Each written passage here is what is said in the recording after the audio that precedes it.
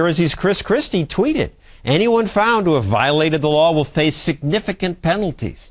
Yeah, lock them up. But economist Art Carden says, no, this is just stupid thinking.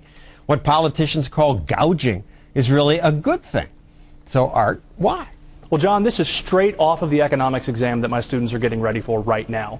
Prices send very, very, very valuable signals about what's really, really scarce, what's really, really needed, and what is really, really, really hard to come by in disaster-prone areas. Prices allow us to engage in a kind of economic triage, where when we see the price of a $30 flashlight, we might think twice about some of the silly things we might do with flashlights and say, well, maybe we should pass on this one and leave those flashlights for people who really, really need them. When we have price controls, we create shortages. In other words, people want far more flashlights than people are willing to bring to the market at the controlled price.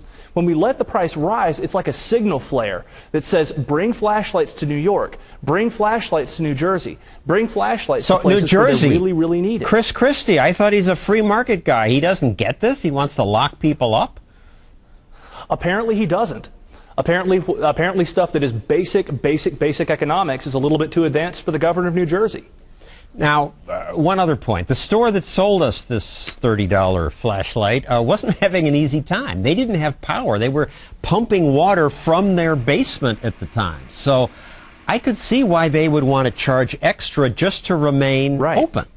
Yet they could be fined $25,000 if they raised the price. They claimed they didn't, that they always sold it for $30.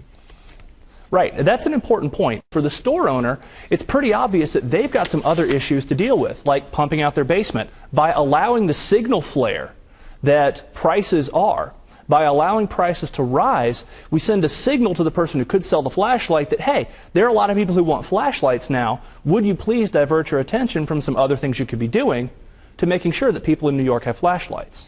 One example from Hurricane Katrina. After the hurricane, John Shepherdson of Kentucky bought 19 generators. He and his family then rented a U-Haul, drove 600 miles to part of Mississippi that had no power, offered to sell his generators for twice what he paid for them. People were eager to buy, but the police arrested him, confiscated his generators, and he stayed in jail for 4 days. I mean, who wins from that? Well, with friends like that, the people in Mississippi don't need enemies. As an economist, I think these people should be lauded as heroes. Why? Because they're taking scarce resources from areas of relatively low need to areas of relatively high need. In the case of the generators, nobody got generators after the guy was arrested.